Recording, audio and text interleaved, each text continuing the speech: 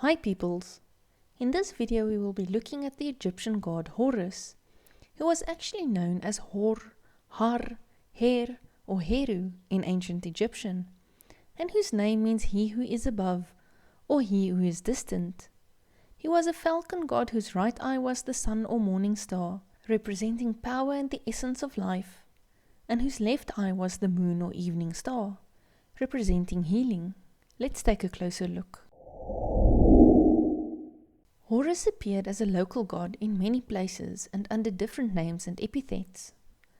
He was known as Horus on the horizon, Horus the child, Horus son of Isis, and Horus the elder, a figure of wisdom and experience.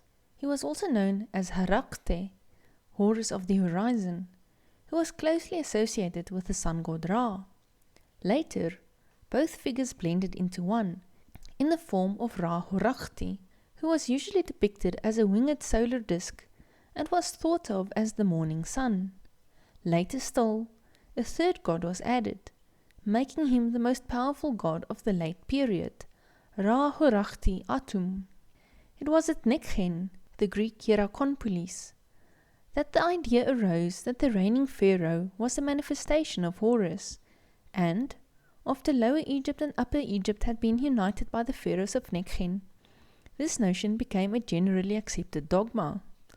The most important name of the pharaoh was his Horus name, that is, the name that identified him with Horus. This name appeared on monuments and tombs in a rectangular frame called a serek.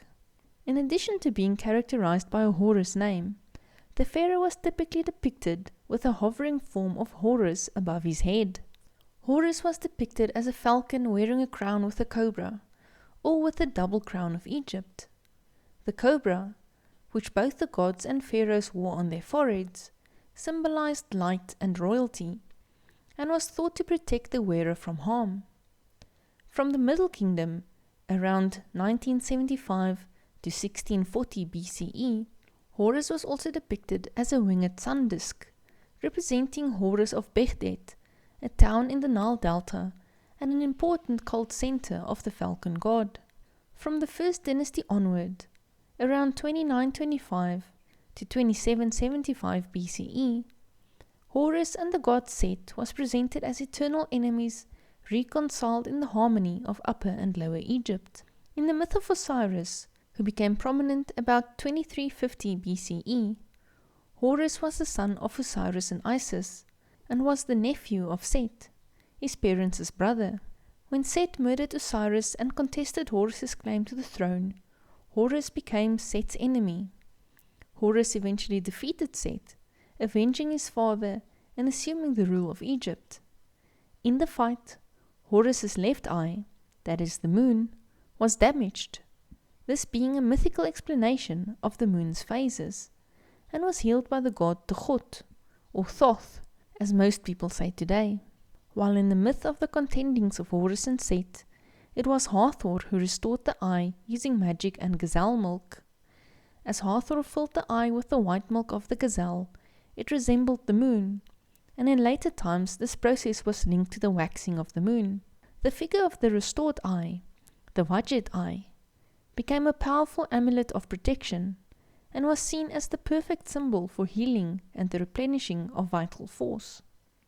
In the contendings of Horus and Seth myth, the 9 gods of the Ennead assembled after Osiris' death in order to discuss which god would inherit his kingship. Horus and Seth were thought to be the most likely candidates. Horus, as he was the direct descendant of Osiris, but he was still young and unprepared, and Seth, as he was Osiris' brother and much more mature, but he was also the one who had killed Osiris. It was decided that the 2 gods would hold a competition, and the victor would receive Osiris' kingship. As the form of the competition was left for the competitors to decide, they each came up with a number of contests in which they thought they had an advantage over their opponent. For instance, Seth, who was commonly associated with the dangerous hippopotamus, proposed at one time that they should transform themselves into hippopotami and dive in the Nile. The one who could hold their breath longer would be the victor. Of course, Seth would have easily won, but Isis came to the rescue by thrusting a copper spear into Seth. Eventually, Horus was proclaimed the winner and the rightful heir to the throne of Egypt, and became known as Har-Shomtus, or Horus the Uniter, who was thought to keep Upper and Lower Egypt united. In a myth from the late period, it is said that after killing his brother Osiris, Seth went after his widow and their son. Isis took the infant Harpocrates and fled to the delta, where they hid in a swamp. One morning, Isis left the child Horus unattended while she went away to find food. When she returned, Horus had been bitten by a venomous snake. Desperate, Isis started to cry and summoned the gods to help her.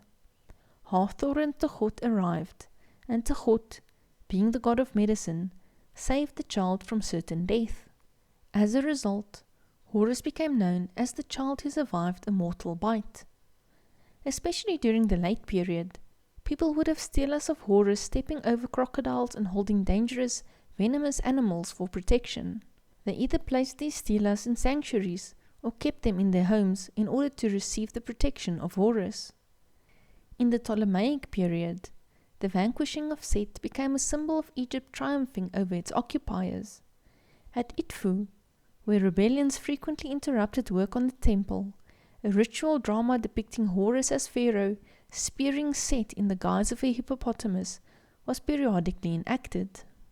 Lastly, Horus is also associated with the cow goddess Hathor, sometimes as her son, and at other times as her consort.